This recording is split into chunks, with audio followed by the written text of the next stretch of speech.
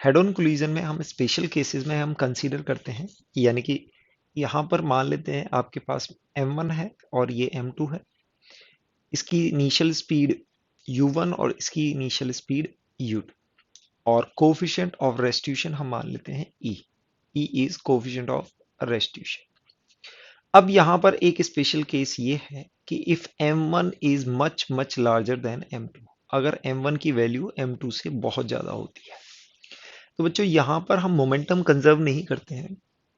After collision, after collision we consider, after collision we consider that ये अगर मास बहुत ज्यादा बड़ा है और इसमें एक छोटा मास यहाँ पर टकराता है, तो इसकी वेलोसिटी में कोई चेंज नहीं आएगा, यानी कि v1 will be approximately equals to u1। u1 और v1 बराबर होंगे, तो हमें मोमेंटम कंजर्वेशन की इक्वेशन लिखने की जरूरत नहीं है। यहाँ पर हमारे पास सिर्फ वेरिएबल v2 होता है और v2 सिर्फ हमारी e की इक्वेशन से आ सकता है, यानी कि हम इसमें बोल सकते हैं e equals to velocity of separation.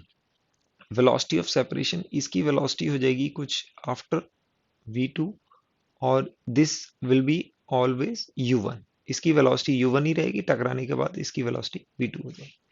तो वेलोसिटी ऑफ सेपरेशन आपकी होगी v2 माइनस v1, और v1 की वैल्यू कितनी है u1, over velocity of approach. Velocity of approach आपकी हो जाएगी that is u1 minus u2, क्योंकि u1 बड़ी होगी u2 से, ये आपकी वेलोसिटी ऑफ अप्रोच हो जाएगी। यहां से v2 आप सॉल्व कर सकते हैं, that will be e times u1 minus e u2 equals to v2 minus u1।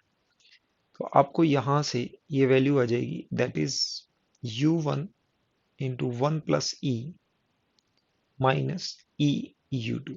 इस तरह से भी आप इसको v2 को सॉल्व कर सकते हैं। तो आप सिर्फ कोफिशिएंट ऑफ रेस्टिट्यूशन की एक ही इक्वेशन लिखेंगे और यहां से आप v2 सॉल्व कर देंगे। नेक्स्ट आता है कि अगर आपका मास m1 बहुत छोटा होता है और m2 बहुत बड़ा होता है, तो सिमिलर वे में अगर एक बहुत छोटा मास एक बहुत बड़े मास से कोलाइड करेगा, तो बहुत बड़े मास पर के मोमेंटम में नेग्लिजिबल चेंज होगा, और हम यहाँ पर इसको that is this is u1 and this is u2। Collision के बाद इसकी वेलोसिटी यानी कि v2 will almost equals to u1, और इसको हम कुछ v1 लिख सकते हैं। अब इसमें आप देख सकते हैं कि अगर इसकी वेलोसिटी में कोई चेंज नहीं आया है, तो ये टकराने के बाद, ये टकराने के बाद या तो ये लौट जाएगा या स्लो हो जाएगा। तो देखते हैं कैसे होता है।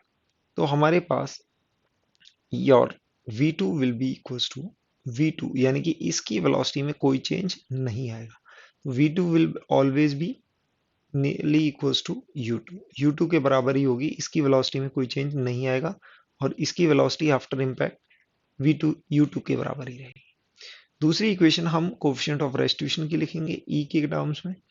e equals to velocity of separation. Velocity of separation क्या होगी बच्चों, ये v2 है, v2 को हम u2 लिख सकते हैं, u2 माइनस u v1।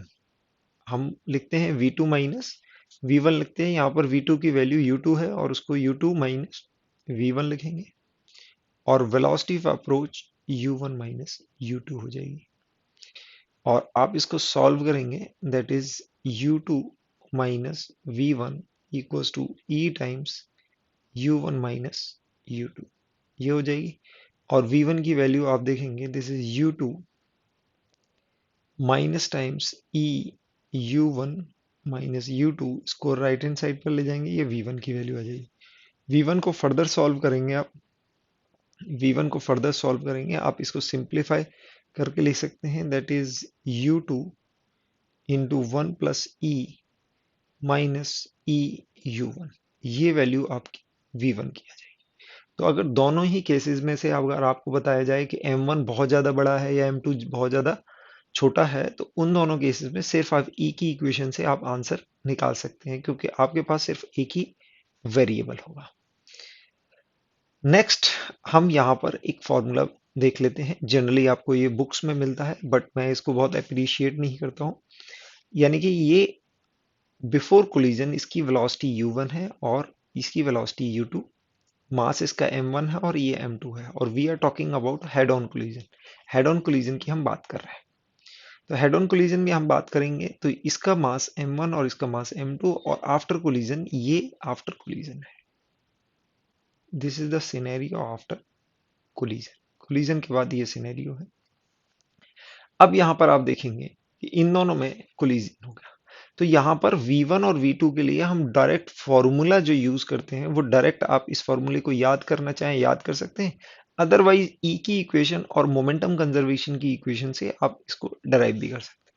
तो यहाँ पर V1 आप सीधे लिख सकते हैं, that is coefficient of restitution, हमने E कंसीडर किया, coefficient of restitution is E। तो यहाँ पर हम V1 को सीधे लिखेंगे m1 minus E m2 upon m1 plus m2 times u1 into m2 times 1 plus E divide by m1 plus m2 into u2। तो यहां से इस फॉर्मूले से आपको V1 डायरेक्ट निकाल सकते हैं। दूसरा आता है V2। V2 अगर आप निकालना चाहें इससे, तो V2 की वैल्यू आप बिल्कुल इसी पर, यानी कि m1 की जगह m2 आ जाएगा, और m2 की जगह m1 आ जाएगा, u1 की जगह u2 आ जाएगा। इसी फॉर्मूले में आप देखेंगे m1 की जगह m2 मिलेगा, e times m1 upon m1 plus m2, और u1 की जगह ये u2 आ जाएगा। और यहाँ पर m1 की जगह m2 की जगह m1 आ जाएगा, और u2 की जगह u1 आ जाएगा अपॉन m1 प्लस m2। तो ये दो फॉर्मूले अगर आप याद करना चाहते हैं तो डायरेक्ट v1 और v2 डायरेक्ट इस वैल्यूज में, यानी कि e की वैल्यू और u1 u2 और m1 m2 की वैल्यू इनपुट करके आपको v1 और v2 डायरेक्ट आफ्टर कोलिजन आप निकाल सकते हैं। जैसे इस एग्जाम्पल में हम देखते हैं, इस एग्जाम्पल में हमको क्या दिया हुआ है, लेट से a bullet of mass 4 gram is fired horizontally with a speed of 300 meter per second into 0.8 kg block of wood on rest on table. If the coefficient of friction between block and table is 0.3, how far the block will slide approximately? तो आप इस scenario को ऐसे दिया हुआ है, late से this is your wooden block, ये वुडन ब्लॉक आपको दिया हुआ है, और इसमें आपने एक बुलेट फायर कर रहा है। बुलेट का मास आपको 4 ग्राम दे रखा है, और ये आप इसको लिख सकते हो 800 ग्राम, यानी कि 0.8 केजी दिया हुआ है। इसकी स्पीड, बुलेट की स्पीड आपको दे रखी है 300 मीटर पर सेकेंड।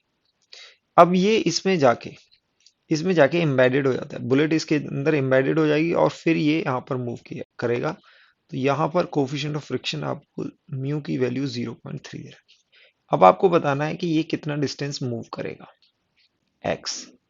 तो बच्चों पहले जब कोलिजन होगा, तो कोलिजन हम देखेंगे कि साइड से कोलिजन होगा, नॉर्मल रिएक्शन, कोई इंपल्सिव नहीं होगा। तो कोलिजन के टाइम पर ये जो फ्रिक्शनल फोर्स है, क्योंकि फ्रिक्शनल फोर्स क्या होती है, mu N. Frictional force mu N है। अब यहाँ पर एन इंपल्सिव नहीं है, तो फ्रिक्शन इंपल्सिव नहीं होगी। तो हम बोल सकते हैं in short interval delta T, okay, friction is tends to, यानी कि impulse due to friction zero मान सकते हैं हम।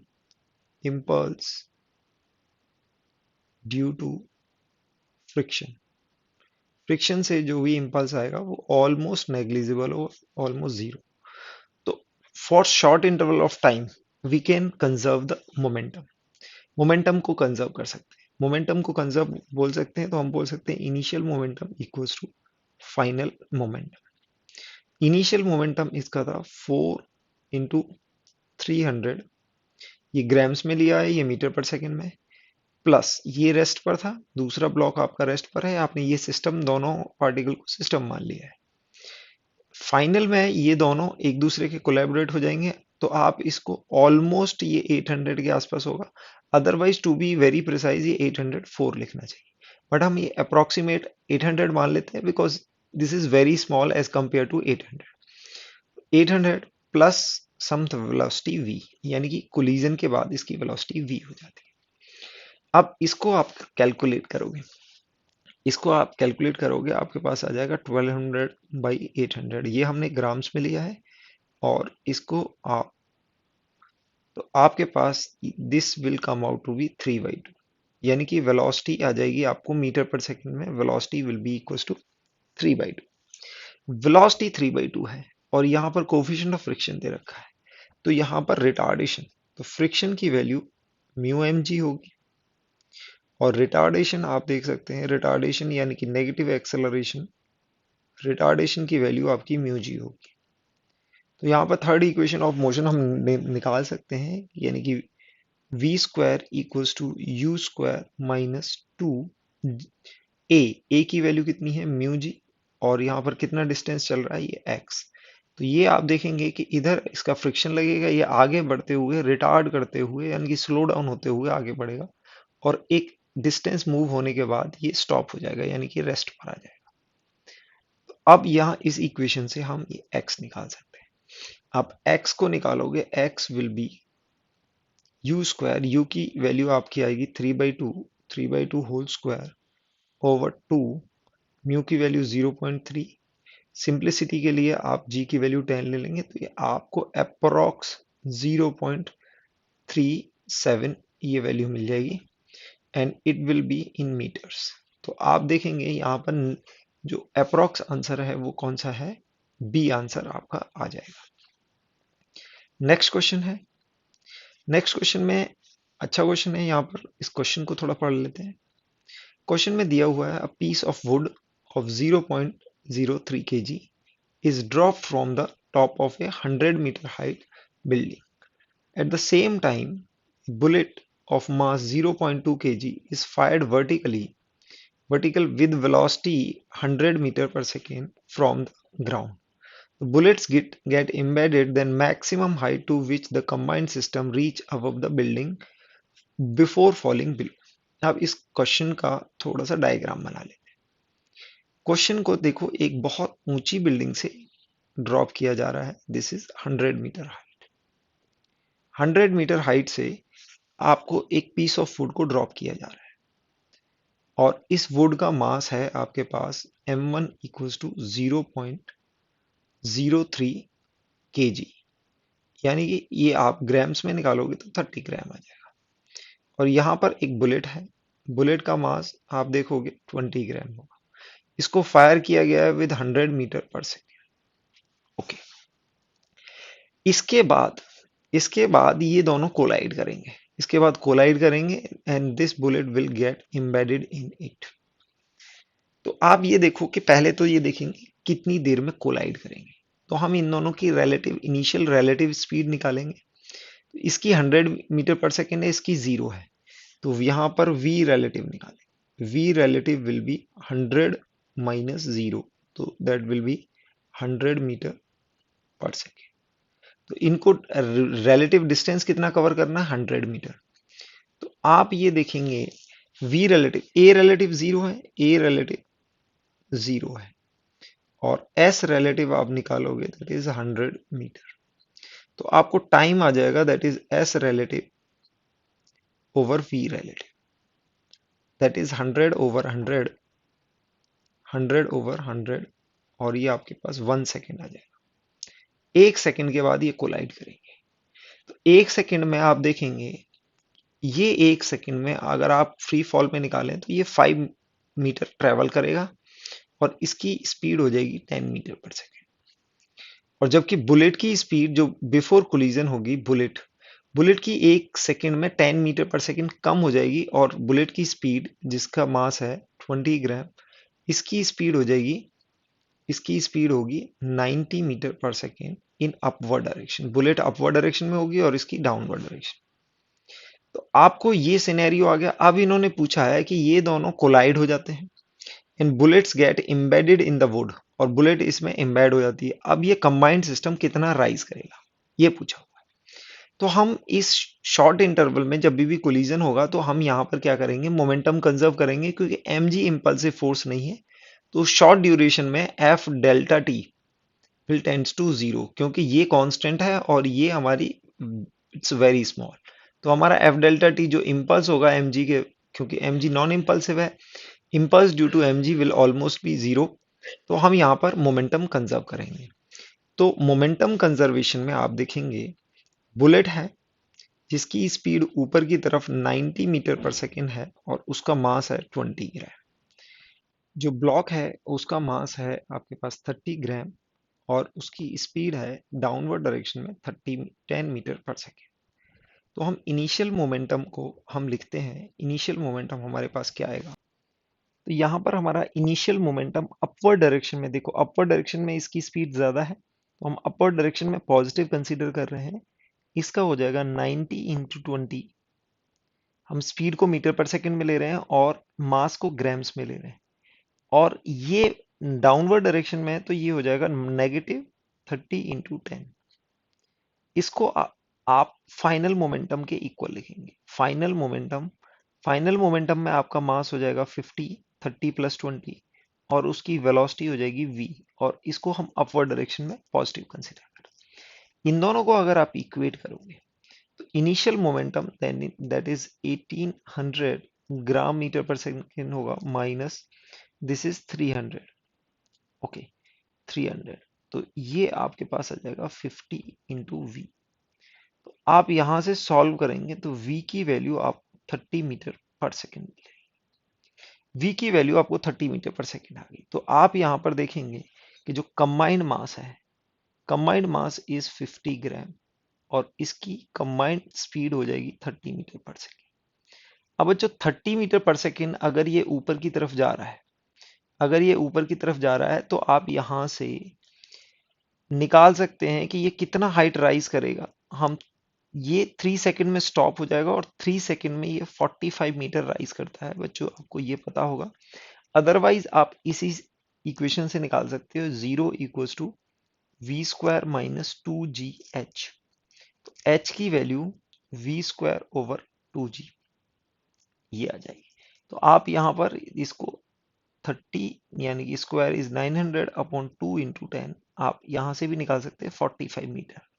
तो ये 45 मीटर ऊपर राइज करेगा कंबाइंड मास। अब क्वेश्चन में ये पूछा हुआ है, how to which maximum height to which the combined system reaches above the top of the building. यानी कि बिल्डिंग का टॉप तो हमारे पास यहाँ है, बिल्डिंग के टॉप के ऊपर कितना जाता है। तो आप देखोगे 1 सेकंड में जो इनका कोलिजन हुआ था तो 1 सेकंड में ये मास 5 मीटर फॉल किया था।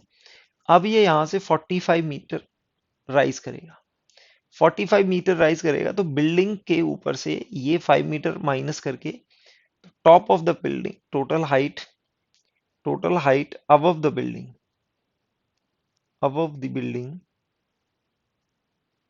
हम निकालेंगे तो हमारे पास ये आ जाएगी 45 - 5 that is equals to 40 metre. तो ये अच्छा क्वेश्चन है, इसमें सारे कॉम्बिनेशन से आपके मोमेंटम कंजर्वेशन और फ्री फॉल भी था। तो यहाँ पर इसका आंसर आ जाएगा आपका 40 metre, that is C. Next is oblique collision. Oblique collision को हम समझते हैं। ऑब्लिक कोलिजन में आप ये लाइन जो देख रहे हैं, ये लाइन है, this is the line along the common normal. अगर ये लाइन ऑफ इम्पैक्ट होगी तो अगर ये दोनों कोलाइड करेंगे तो कॉमन नॉर्मल इस डायरेक्शन में आएगी और लाइन ऑफ इम्पैक्ट यही होगा। तो यहाँ पर हम मान के चल रहे हैं कि ये वेलोसिटी ऑफ पार्टिकल 1 जिसका मास है m1, this is mass m1 and this is mass m2। Okay, and velocity is u और मास 2 को हमने रेस्ट पर माना, and it is not along the line of impact, line of impact पर नहीं है, ये किसी और डायरेक्शन में है, ये देखो। तो हम यहाँ पर क्या करते हैं कि लेट से वेलोसिटी की डायरेक्शन में और लाइन ऑफ इम्पैक्ट की डायरेक्शन में एक एंगल है थीटा। तो हम इस वेलोसिटी के दो कंपोनेंट लेंगे, एक कंपोनेंट लेंगे along the impact u cos theta और एक होगा perpendicular to the impact u sin theta. आप देख सकते हैं। अब जब बच्चों इसमें कोलिजन होगा तो आप देख रहे हैं कि जिस लाइन में इम्पैक्ट हो रहा है उस लाइन के अलोंग मोमेंटम में चेंज आएंगे, लेकिन उसके परपेंडिकुलर डायरेक्शन में मोमेंटम में चेंज नहीं आएंगे। तो हम इस डायरेक्शन को x डायरेक्शन मान सकते हैं और इस डायरेक्शन को y डायरेक्शन कॉल कर सकते हैं, इस डायरेक्शन को y कॉल कर सकते हैं। तो अभी हम करेंगे कि there is no force, force along y is equals to 0, so no change in momentum, no change in momentum along y, यानी कि py में कोई भी चेंज नहीं होगा और u sin थीटा इसकी वेलोसिटी में कोई चेंज नहीं आएगा। अब u cos थीटा के लिए हम ये वाला सिर्फ हेड ऑन कोलिजन, यानी कि आप अलोंग एक्स डायरेक्शन में ये हेड ऑन कोलिजन होगा, along X direction, x direction में आप देख सकते हैं this will be just like head on collision. इसको हेड ऑन कोलिजन की तरह ही हम डील करेंगे। ओके, तो हमारे पास इसके हम कंपोनेंट ले लेंगे, फाइनल हम वेलोसिटी में इसको ऐड कर देंगे।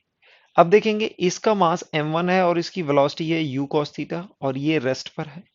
तो फाइनल के लिए हम ये बोल सकते हैं, अब इसमें आप देखेंगे कि लाइन ऑफ इम्पैक्ट ये होगा, तो जिस डायरेक्शन में इसमें इम्पल्स होगा यानी कि इम्पैक्ट होगा उसी डायरेक्शन में इसकी फाइनल वेलोसिटी होगी, क्योंकि इसी डायरेक्शन में इसको इम्पल्स मिलेगा।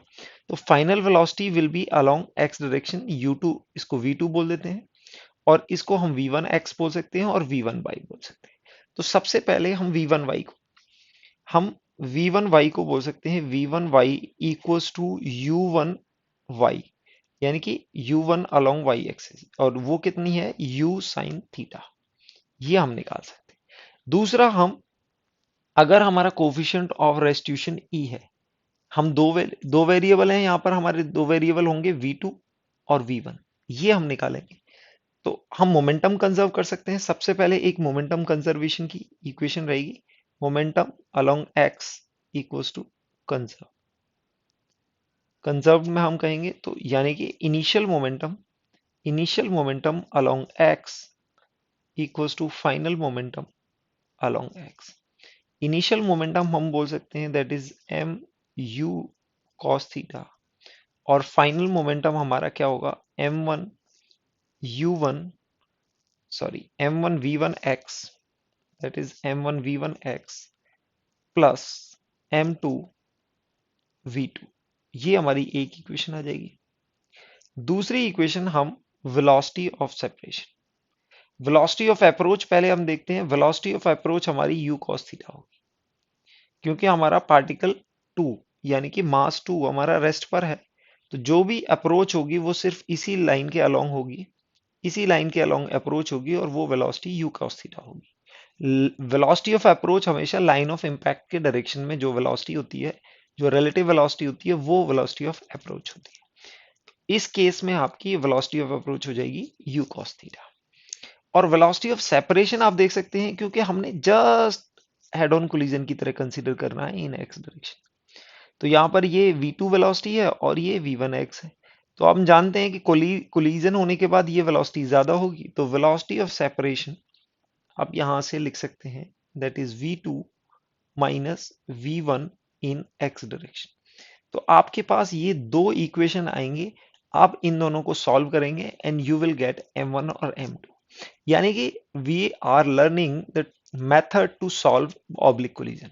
अगर आपको ये मासेस नंबर के टर्म में दिए जाएं और वेलोसिटीज नंबर के टर्म में दी जाए, तो आप ये दो इक्वेशन लगाएंगे और आप इसको सॉल्व कर देंगे।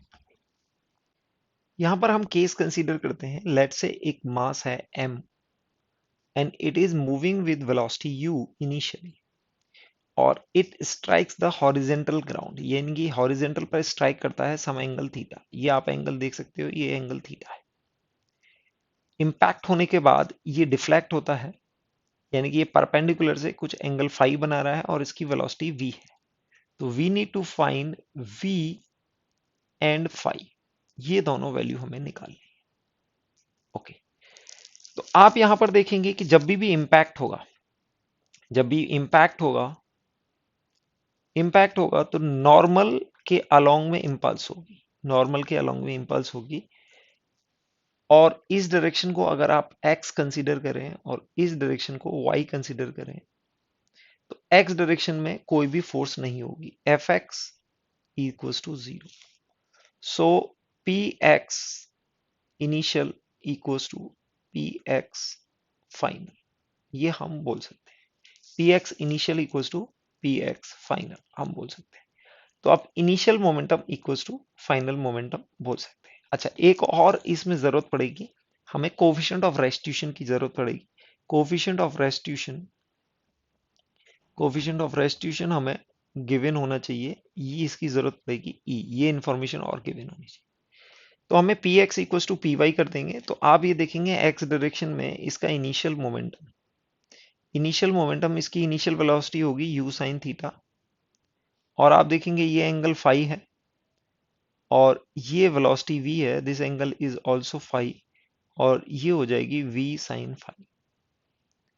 तो आप पहले बोल सकते हो initial momentum is M U sine theta X direction में, और एक्स डायरेक्शन में इसका फाइनल मोमेंटम होगा एम वी साइन फाई।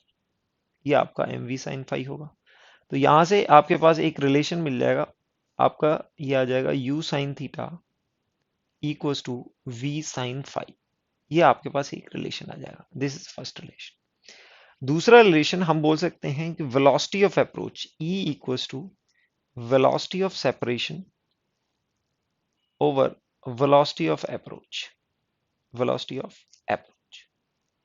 तो जो भी लाइन ऑफ इम्पैक्ट है, आप देखेंगे जब ये इंटरेक्ट इम्पैक्ट होगा तो लाइन ऑफ इम्पैक्ट ये होगी, यानी कि परपेंडिकुलर डायरेक्शन जो इस सरफेस के परपेंडिकुलर डायरेक्शन है, उस डायरेक्शन में जो भी वेलोसिटी होगी, velocity along the line of impact is velocity of approach. और यहां पर वेलोसिटी ऑफ सेपरेशन भी ये आएगी परपेंडिकुलर डायरेक्शन में। ये वेलोसिटी ऑफ सेपरेशन आप देख सकते हो, ये वॉल्स से डिफ्लेक्ट होगी, ये डिफ्लेक्ट होगी तो इस डायरेक्शन में v जा रही है, बट परपेंडिकुलर डायरेक्शन में आप देखेंगे ये वेलोसिटी v cos फाई होगी। तो वेलोसिटी ऑफ सेपरेशन होगी v cos फाई, और वेलोसिटी ऑफ अप्रोच होगी u cos थीटा। ये आ जाएगी।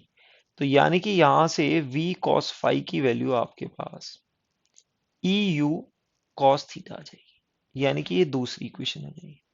अब थीटा और फाई इनकी मदद से आप निकाल सकते हैं, यानी कि ये v साइन फाई है और v cos फाई है, दोनों को अगर स्क्वायर करके ऐड करें, v square sine square phi plus cos square phi, आपके पास v square sine square phi को आप u square sine square theta लिख सकते हैं, और v square cos square phi को आप e square u square cos square theta आप लिख सकते हैं।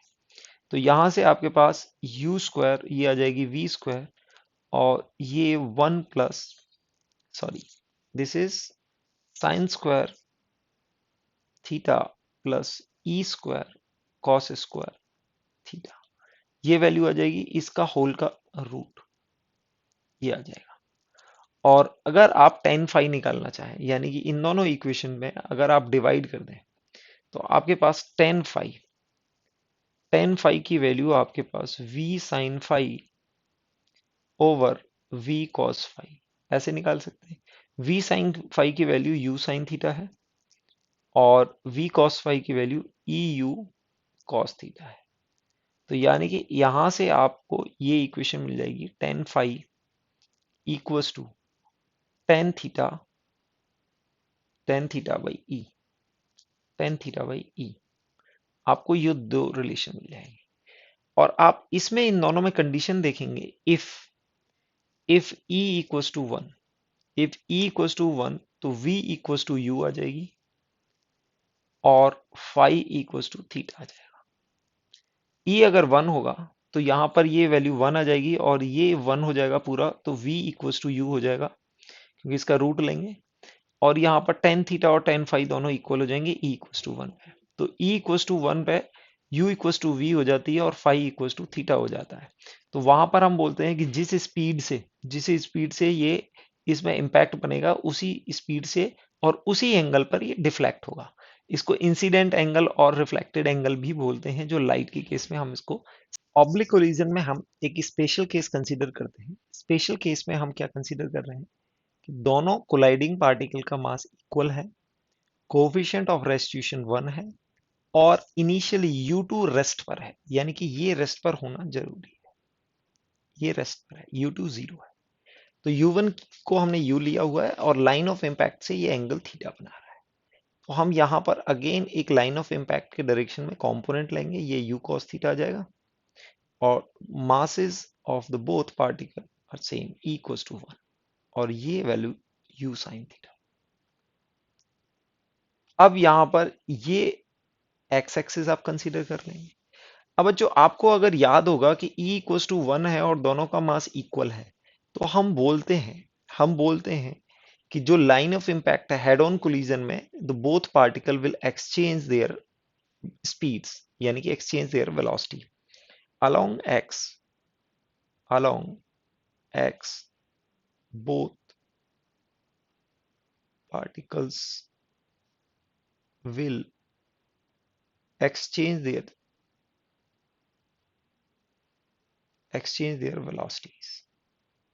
velocities.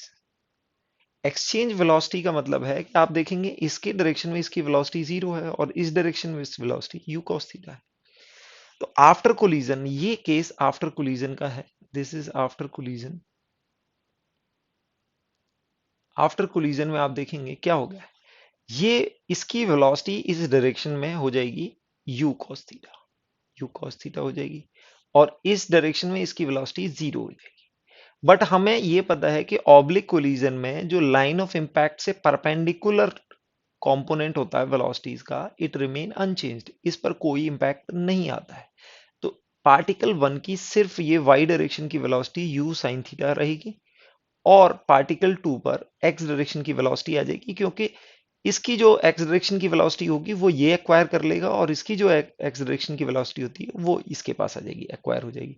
यानी कि इस डायरेक्शन में पार्टिकल वन की वेलोसिटी जीरो होगी, और इस डायरेक्शन में पार्टिकल टू की वेलोसिटी u cos थीटा होगी, और इसके साथ पास सिर्फ एक वेलोसिटी हो जाएगी u sin थीटा, और इसके पास हो जाएगी u cos थीटा। और आप देखेंगे कि दोनों के पास परपेंडिकुलर डायरेक्शन में वेलोसिटी है, so the both particle will move in at 90 degree. Both particle will move at a right angle. तो ये केस है बच्चों, आपको याद रखना है कि अगर ये केस है, केस में आपको ये कंडीशन याद करनी है कि पहला ये पार्टिकल रेस्ट पर होना चाहिए, E इक्वल टू 1 होनी चाहिए, और दोनों का मास इक्वल होना चाहिए। उस केस में ये दोनों 90 डिग्री पर डिफ्लेक्ट होंगे, यानी कि दोनों की जो वेलोसिटी होगी एक दूसरे से 90 डिग्री पर होगी। नेक्स्ट क्वेश्चन देखते हैं हम। यहां पर एक क्वेश्चन दिया हुआ है, इन frictionless surface a block of mass m moving with speed v collides elastically with another block of same mass m which is initially at rest। यानी कि यहां पर आपको दो मास दे रखे हैं, after collision first block move at an angle theta with the initial has a speed of v/3। आपको ये दिया हुआ है कि दो पार्टिकल यहां पर कोलाइड कर रहे हैं, वी डोंट नो। ओके, तो ये कोलिजन का है। ओके, ये लाइन ऑफ इंपैक्ट हो गया, ये लाइन ऑफ इंपैक्ट मान सकते हैं आप, ये लाइन ऑफ इंपैक्ट है, and it is moving with some velocity. Okay, अब ये इन्होंने ये बताया नहीं कि किस एंगल पर इसकी वेलोसिटी है, बट फाइनली इनको बताया है कि ये जो डिफ्लेक्ट होता है ये कुछ एंगल थीटा पर डिफ्लेक्ट होता है, दिस विद स्पीड v/3। दोनों का मास इक्वल है और e इक्वल्स टू 1 है। तो आप यहां पर बोल सकते हो कि ये 90 डिग्री पर आएगा। कहां पर आएगा? 90 डिग्री पर आएगा, और ये एंगल 90 माइनस थीटा होगा, 90 माइनस थीटा होगा, और यहां पर इसकी स्पीड v प्राइम होगी। तो हम ये बोल सकते हैं जब भी डिफ्लेक्ट होंगे ये इस डायरेक्शन में डिफ्लेक्ट होंगे, एक इधर v/3 के डायरेक्शन में जाएगा और दूसरा जो जाएगा वो कुछ v प्राइम से, दोनों का मास इक्वल है। तो अब ये हमारे पास दो वेरिएबल हो गए, आपके पास क्या वेरिएबल हो गए? दो वेरिएबल हो गए। आप इसको मोमेंटम से भी सॉल्व कर सकते हैं, मोमेंटम से भी सॉल्व कर सकते हैं और एनर्जी से भी सॉल्व कर सकते हैं। मोमेंटम से कैसे सॉल्व कर सकते हैं कि आप ये लिख सकते हैं कि 90 डिग्री पर, 90 डिग्री पर दोनों का मोमेंटम कैंसिल आउट हो जाएगा। यानी कि ये आपको यहां पर थीटा दिया हुआ है, दोनों का मास सेम है, तो इससे परपेंडिकुलर डायरेक्शन में इन दोनों का ये कैंसिल आउट हो जाएगा। दूसरा आता है एनर्जी। हम बोलेंगे कि अगर E इक्वल्स टू 1 है, इलास्टिक कोलिजन है, तो आपकी एनर्जी कंजर्व होगी, energy is conserve. Energy conserved है तो हम बोल सकते हैं कि इनिशियल, इनिशियल इन्होंने v दिया हुआ है, इसको क्या दिया हुआ है? v दिया हुआ है। लेट्स से इस लाइन के अलोंग v है, तो हम बोल सकते हैं initial kinetic energy is half M V square, final kinetic energy को हाफ हाफ एम, और इन्होंने इसकी स्पीड दे रखी है v/3 whole square plus half M into V prime whole square. यहां से सॉल्व कर सकते हैं, तो आपको यहां से वी प्राइम डायरेक्ट आ जाएगा, और इन्होंने क्वेश्चन में सिर्फ वी प्राइम पूछा हुआ है। तो यहां से m/2 आप पूरी इक्वेशन में से कैंसिल कर देंगे, तो ये हो जाएगा V square minus V square by 9 equals to V prime square. और आप यहां से वी प्राइम स्क्वायर को सॉल्व करेंगे, विल बी 8/9 इंटू वी स्क्वायर। V prime will be 2√2/3 into V. ये आपके पास वेलोसिटी आ जाएगी। तो v प्राइम को 2√2/3 आप डायरेक्ट निकाल सकते हो, ये c होगा। इसमें एंगल का कोई यूज नहीं है, बट इन्होंने सीधी वेलोसिटी पूछी है, तो आप एनर्जी कंजर्वेशन के थ्रू भी प्रोसीड कर सकते हो। तो नेक्स्ट क्वेश्चन देखते हैं, नेक्स्ट क्वेश्चन को थोड़ा सा पढ़ लेते हैं। क्वेश्चन में दिया हुआ है two particles A and B of equal mass are moving with same speed, speed भी सेम है और मास भी सेम है, are shown in the figure. Figure को देखेंगे, दे कोलाइड कंप्लीटली इनइलास्टिकली, यानी कि E इक्वल्स टू 0 आपको दिया हुआ है, move as a single particle C, angle theta that the path of C makes with x axis is given by, यानी कि ये एंगल थीटा निकाला हुआ है। तो यहाँ आपको देख सकते हैं दो पार्टिकल हैं A एंड B, दोनों यहाँ पर इस लाइन के अलोंग मूव कर रहे हैं, और आपको ये फिगर में दे रखा है। तो आपको ये निकालना है कि थीटा कितना है। बच्चों इसको हम कैसे प्रोसीड करेंगे, तो हम यहाँ पर मान लेते हैं कि लेट से this is mass m moving with velocity v। ये मास m हो गया, और यहाँ पर भी मास m moving with velocity v। अब ये दोनों कंबाइंड होके E इक्वल्स टू, तो हम बोल सकते हैं कि initial momentum along x direction equals to initial momentum final momentum along x direction. तो ये फाइनली यहाँ पर ये थीटा जा रहा है, तो हम ये बोल सकते हैं कि 2m कुछ v प्राइम जा रहा है, ठीक है। तो और हम बोल सकते हैं initial momentum along Y axis equals to, बोल सकते हैं final momentum along Y axis, क्योंकि इक्वल्स टू जीरो है तो मोमेंटम हमेशा कंजर्व कर सकते हैं। मोमेंटम कंजर्व करने के बाद हमें जो टेन थीटा आएगा, तो हम टेन थीटा को हम इजीली लिख सकते हैं final momentum along Y direction upon final momentum along X direction. ये अगर करेंगे तो हमें v along y, v final along y upon v final along x से आ जाएगा, और ये आपको टेन थीटा दे देगा, क्योंकि इस डायरेक्शन में आप बोल सकते हो ये vx है और ये vy है, और दोनों का रेशियो लेंगे तो आपको टेन थीटा की वैल्यू आ जाएगी। ये हमें निकालना है। तो ये देख सकते हैं कि ये फाइनल वेलोसिटी y के डायरेक्शन में है और ये x के डायरेक्शन में, तो टेन ये इनिशियल के बराबर हो जाएगी और ये भी इनिशियल के बराबर हो जाएगी। तो हम टेन थीटा को कैसे लिख सकते हैं, tan theta can be written as momentum initial along y direction upon momentum initial along x direction. यानी कि ये फाइनल को हमने इनिशियल से रिप्लेस कर दिया, और यहां पर इस फाइनल को हमने इनिशियल से रिप्लेस कर दिया, क्योंकि ये दोनों इक्वल है।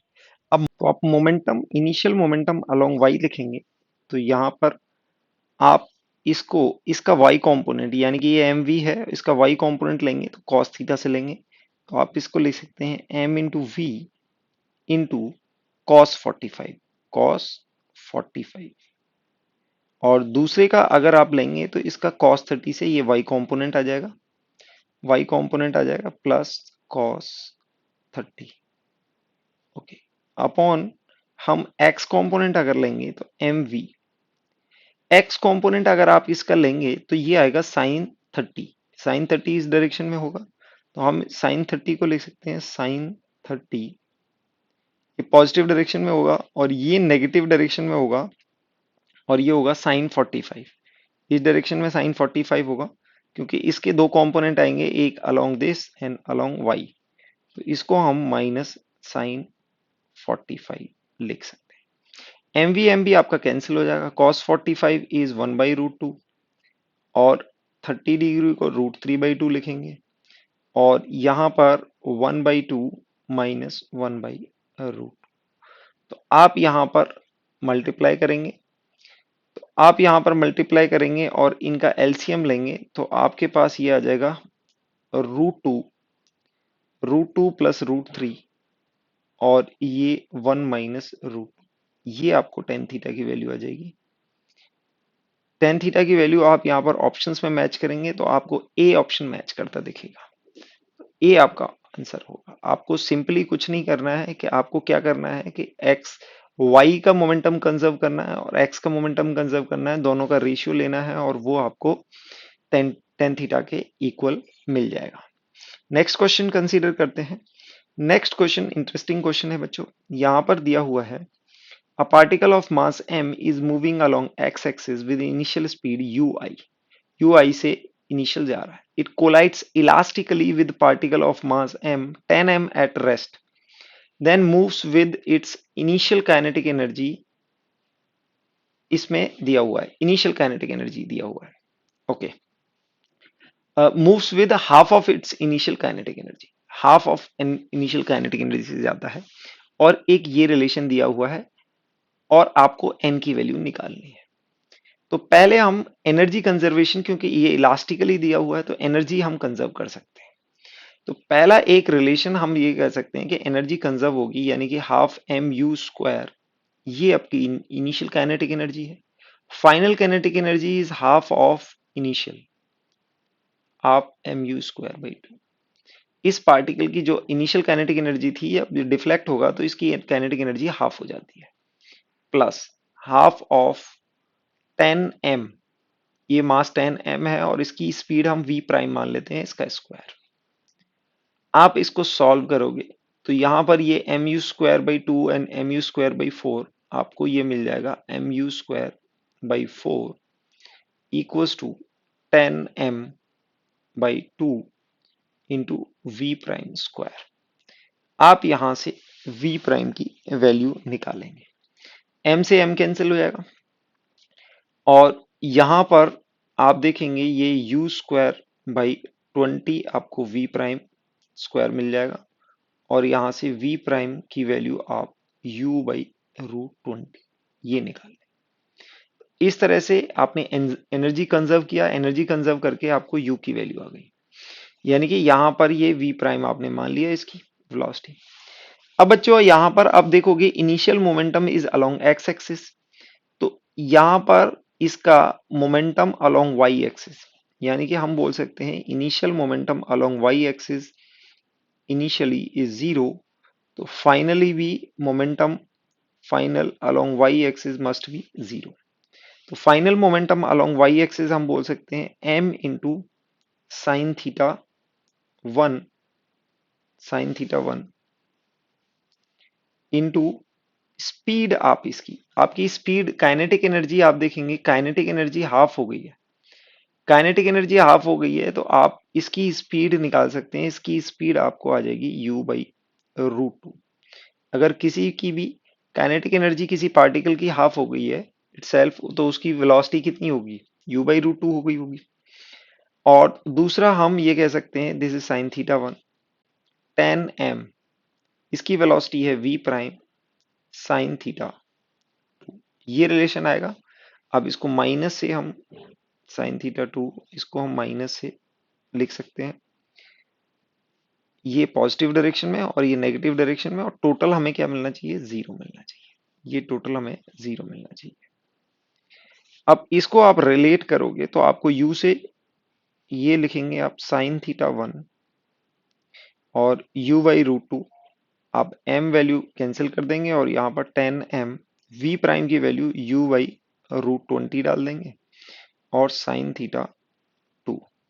इस तरह से आप ये सॉल्व करेंगे and you will get sign theta one, इसको सॉल्व करेंगे तो ये आपके पास √10 आ जाएगा, u कैंसिल हो जाएगा, साइन थीटा टू। तो ये आपको ये रिलेशन ही दिया हुआ है और ये n की वैल्यू पूछी है। तो n की वैल्यू जो रूट के अंदर है, n की वैल्यू आप इजीली निकालेंगे, ये 10 आ जाएगी। नेक्स्ट क्वेश्चन देखते हैं।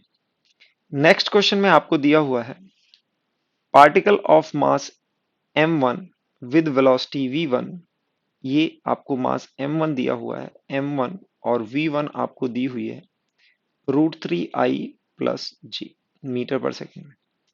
Collides with particle at rest m2 rest पर है, इससे कोलाइड करता है। Velocities v1 and v2, final velocity यानी ये पार्टिकल इसकी फाइनल वेलोसिटी जो आ रही है V1 that is I plus root 3 j. This is I plus root 3 j in metre पर सेकेंड, और इसकी वेलोसिटी अननोन है v2 वेक्टर, और एक रिलेशन दे रखा है that is m1 equals to 2m2, ये दे रखा है। तो हम यहाँ पर मोमेंटम कंजर्वेशन लगा सकते हैं, दो पार्टिकल कोलाइड कर रहे हैं तो मोमेंटम तो कंजर्व होगा। Momentum conserve along X axis, momentum conserve along Y axis, दोनों निकाल सकते हैं। तो ये momentum along X axis, momentum along X axis अगर हम कंजर्व करें तो हम बोल सकते हैं that is m1 v1 x plus 0, ये रेस्ट पर था, equals to m2 sorry m1 into v1 finally, इसकी v1 final into x direction plus m2 v2 into x direction. यहां से हम m1 को 2m2 डाल सकते हैं, ये हो जाएगा 2m2। v1 की वैल्यू √3 है, i इक्वल्स टू m1 को हम 2m2 डालेंगे और v1 x की वैल्यू i यहां पर या i यानी कि 1 दे रखी है, प्लस m2 इंटू v2x, ये आपके पास आ जाएगी। यानी कि x डायरेक्शन में इस वेलोसिटी को हम इसको v2x i plus v2y j हम लिख सकते हैं। तो मोमेंटम कंजर्वेशन से हमने सभी के x को हमने लिख दिया, इसका x ये होगा, इसका x ये होगा और इसका x ये मान लिया हमने, ये लिख दिया। अब यहां से आप कैंसिल कर दोगे, m2 m2 m2 कैंसिल कर देंगे, तो आपको v2x की value v2 in x direction will be, this is 2√3 and this is minus, तो ये आ जाएगा 2√3 माइनस 1 इंटू आई कैप, ये आ जाएगा। आई कैप लिखने की जरूरत नहीं है, ये मीटर पर सेकेंड है। और अब आप v2y निकालेंगे, v2y के लिए हम py इनिशियल को फाइनल के बराबर लिखेंगे तो हमारा py कंजर्व होगा। तो हम बोल सकते हैं इनिशियल मोमेंटम होगा m1, vy1 कितना होगा, that is v1y plus 0 equals to m into v1 final into y plus m2 into v2 into y।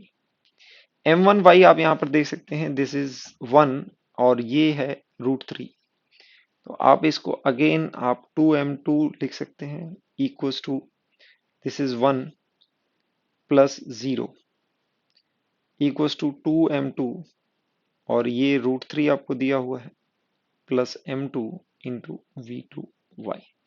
m2 m2 m2 cancel करेंगे और आपके पास यहां से v2y की वैल्यू 1 माइनस √3 आ जाएगी। तो आप फाइनल, आपको ये पूछा हुआ है, आपको ये बताना है कि angle between v1 and v2 vector. v1 vector आपको ये दिया हुआ है, v1 वेक्टर आप लिख लेंगे, v1 vector is 1 plus √3 into I cap, और v2 वेक्टर आप देखेंगे, v2 वेक्टर को आप निकालेंगे तो आपके पास ये आ जाएगा 2 times √3 minus 1 i minus j। आप इसको डॉट प्रोडक्ट के थ्रू भी निकाल सकते हैं और आप इजीली इसका डायरेक्शन वेक्टर भी देख सकते हैं। आप इसमें 1 प्लस √3 में देखेंगे कि ये v1 वेक्टर यहां से 60 डिग्री पर होगा। इसको यूनिट वेक्टर, आप v1 का यूनिट वेक्टर निकालेंगे तो ये 1/2 प्लस √3/2 इंटू 2 आई कैप, ये हो जाएगा, that is sorry this is I cap and this is J cap, ये होगा आई कैप प्लस जे कैप, ये होगा, तो ये आई कैप प्लस ये जे कैप, तो ये आपको 60 डिग्री पर देखेगा। और इसको आप देखेंगे, ये कोफिशिएंट है, इसको आप यूनिट वेक्टर बनाएंगे तो इसका v2 कैप आपके पास i/√2 माइनस j/√2, ये आपको मिलेगा, यानी कि यहां से 45 डिग्री पर ये v2 वेक्टर होगा और ये v1 वेक्टर होगा, ये 45 डिग्री पर होगा। तो दोनों के बीच में एंगल आप देख सकते हो 105 डिग्री आ जाएगा। तो आप आंसर में देख सकते हैं 105 डिग्री आपका आंसर हो जाएगा, यानी कि आंसर विल बी डी।